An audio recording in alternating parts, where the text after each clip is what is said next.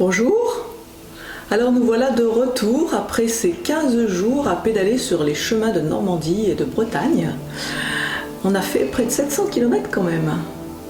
Oui, c'est pas mal, c'est pas ce qui était envisagé au départ, mais il y a toujours du supplément. On est revenu le cœur et la tête plein de souvenirs. Il n'a pas fait toujours très beau, c'est vrai qu'il y a eu des jours de crachin, il y a eu des orages de grêle, il y a eu un peu de pluie. Un peu de vent aussi parfois. Oui, parfois fort. Le plus souvent de face ou de côté, mais pas souvent de dos. C'est vrai, on l'a pas eu souvent dans le dos. Mais on se souviendra de l'orage de grêle, Ouais, ça c'est sûr. Celui-là, il nous aura marqué. En plus, c'était la journée, l'étape la plus longue, 80 km, avec le plus fort dénivelé, 840 mètres, et on arrivait vers la fin. Donc ça a été mémorable. Ouais, c'est vrai. Surtout avec Google qui nous a envoyé sur une voie sans issue. On a dû faire un retour sur nos pas de moins 6 km.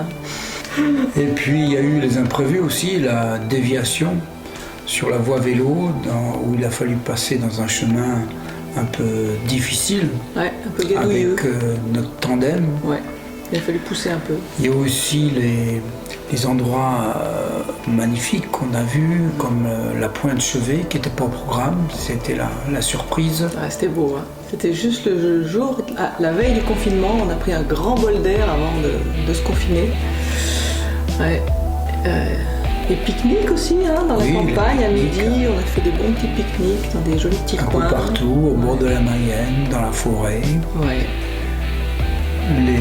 Qu'est-ce qu'il y a eu encore? Il y a eu la journée qu'on a passée avec les jeunes aussi, à Saint-Lunaire. Ah oui, ça c'était formidable. Ouais, c'était super. On a pédalé avec les jeunes, on a marché avec les jeunes, et puis l'après-midi, on a pu partager avec eux nos aventures, nos expériences.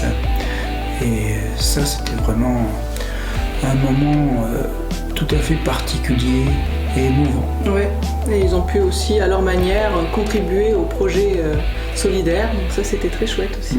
Ouais. Il y a eu plusieurs rencontres assez spéciales, mais celle qui nous a marqué le plus, c'est quand on a débarqué à la gare d'Avranches. Et qu'on a rencontré un monsieur qui passait par là tout à fait par hasard, qui était de passage en France, mais qui est français, mais qui vit en fait à Jérusalem. Il est arrivé d'Israël directement. Voilà. Et il se trouve qu'en discutant avec lui, on s'est rendu compte qu'on avait des amis communs. Et il connaissait même mes parents. Ouais.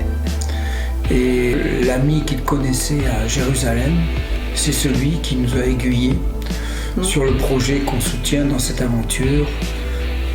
Hand in hand. Ouais. Par rapport à ce projet, on vient d'apprendre que cette organisation vient d'inaugurer sa 7e école en Israël.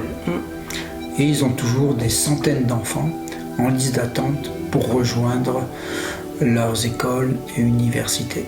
Ouais, donc le besoin est toujours là. Durant notre périple, on a traversé les lieux qu'on voulait voir, c'est-à-dire Emmaüs, d'où on est parti. Ouais.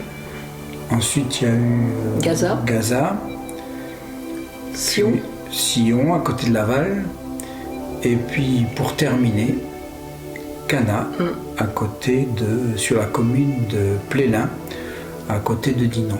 Merci à tous ceux qui ont donné aussi sur la route, et on a récolté quelques dons, et vraiment c'était sympa, c'était chouette. Il y a encore plein de rêves à réaliser, n'est-ce pas? Oui, réalisez vos rêves, c'est ce qui est important. Voilà. À votre santé. À votre santé.